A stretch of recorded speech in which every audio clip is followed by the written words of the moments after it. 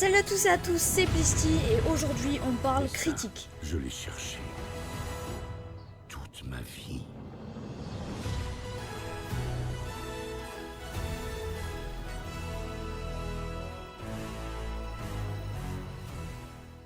Bon, comme vous l'avez vu au titre les gars, j'ai eu la chance d'aller voir Indiana Jones et le cadran de la destinée ce mercredi, le jour de la sortie en France. Et comment vous dire que j'ai surkiffé ce film. Bon, alors, juste avant de vous donner plein d'informations sur le film et tout, je tiens à préciser qu'il y aura du spoiler sur cette vidéo. Donc, si tu ne veux pas être spoilé, fuis, pauvre fou. Et aussi, n'hésite pas à t'abonner, à lâcher le petit pouce bleu, ça me ferait extrêmement plaisir. Surtout pour un style de vidéo comme ça qui change de l'ordinaire. N'hésite pas à me dire ton avis en commentaire sur le film. Si tu l'as vu, ça me ferait extrêmement plaisir. Indiana Jones est le cadran de la destinée, le 5e et sûrement le dernier opus de la saga Indiana Jones que je surkiffe déjà. Et comment vous dire que ce 5e épisode n'était pas de peu car il est incroyable. Bon, alors déjà, l'histoire c'est du Indiana Jones, il y a de l'aventure, il y a de l'action, c'est ce qu'on veut dans un Indiana Jones et il y a tout dans ce film. Et c'est pour ça que ça fait de ce 5e opus un Indiana Jones correct. Même si on parle de l'histoire en elle-même, j'ai bien aimé le style de l'idée où en fait il devait remonter dans le temps avec les calculs, les trucs de Archimède. Le truc temporel du temps pour retourner dans le passé et tout. Donc j'ai vraiment surkiffé ce truc. Aussi, on peut le voir au début, on aperçoit donc Harrison Ford avec du deepfake, donc comme s'il voulait montrer ce qui s'était passé à l'époque. Et je trouve que c'est ultra bien fait le deepfake sur Harrison Ford. Enfin, le montage et tout a été ultra bien fait. Et je trouve que c'est quand même ultra bien, c'est qu'aujourd'hui, les effets spéciaux sont de plus en plus ratés. Alors pourquoi ça, je ne sais pas. Mais en tout cas, sur ce 5e opus d'Indiana Jones, je trouve que les effets spéciaux étaient très corrects. Bon, parlons maintenant du personnage principal, bien évidemment, de cette saga, Harrison Ford. Est-ce que, malgré son âge assez vieux, j'ai envie de vous dire, est-ce qu'il peut encore endosser le chapeau d'Indy et surmonter toutes les aventures qui vont le suivre dans ce film? Eh bien la réponse est oui. Alors certes c'est vrai, c'est différent, ça change. Tu vois qu'il y a quand même plus d'effets spéciaux qui sont utilisés. C'est sûr, vu son âge, il pouvait pas faire toutes les cascades et tout.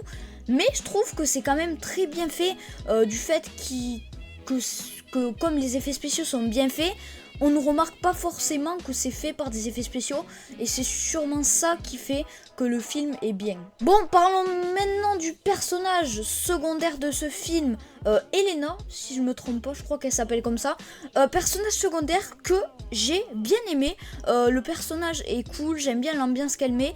Alors je sais qu'il y en a beaucoup qui n'ont pas aimé le style où en fait elle essaye de voler un truc et après elle se rebelle contre l'autre et dit non, j'ai eu ce que je voulais donc maintenant je t'abandonne. Moi franchement c'est pas le type de personnage que je déteste, j'ai bien aimé son style. Après j'aimerais bien voir ce qu'il pourrait faire dessus, est-ce qu'il pourrait faire pourquoi pas un spin-off sur elle, une petite série sur Disney+. À voir, mais ce serait cool de continuer avec ce personnage parce que c'est sûr qu'on l'a vu que dans ce film et on l'a pas vu autre part, donc pourquoi pas faire un petit spin-off sur elle. Après sinon si on parle sur ce film, je trouve qu'elle a été très bien comme personnage secondaire, même elle apporte beaucoup de trucs à l'aventure, même à la fin quand on peut croire que Indy va rester dans le passé, qu'il va sûrement mourir.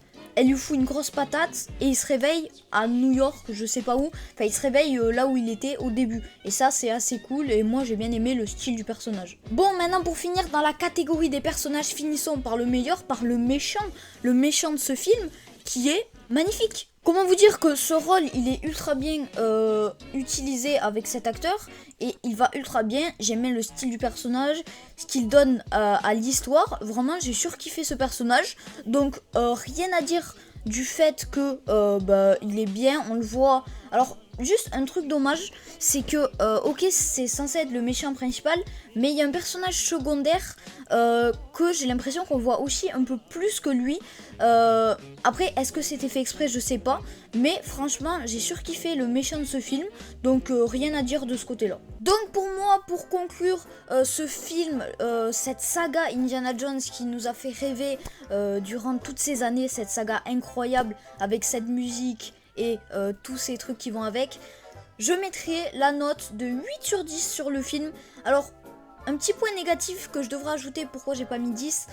Bon, certes, il est bien, mais tu sens qu'il se fait quand même vieux, Harrison Ford, et que c'est quand même compliqué, même si ça a été quand même très bien géré. Donc c'est pour ça que je mets le 8 sur 10. Et aussi un autre point négatif, c'est la durée du film. Voilà, peut-être vous le savez, mais je déteste les films qui durent 3 heures, 2h40, tous les trucs comme ça. Et lui, si je ne me trompe pas, le film fait 2h30, un truc comme ça. Donc pour moi c'est beaucoup trop long et j'en ai marre des films longs, arrêtez de faire ça. Un film de 2 heures suffit amplement. Bref, tout ce que je pouvais dire sur ce film, c'est qu'il est génial. En tout cas, si cette toute petite vidéo critique vous a plu, n'hésitez pas à me le dire en commentaire.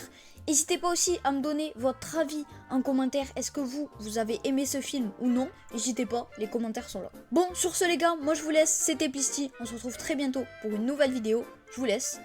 Tchuss.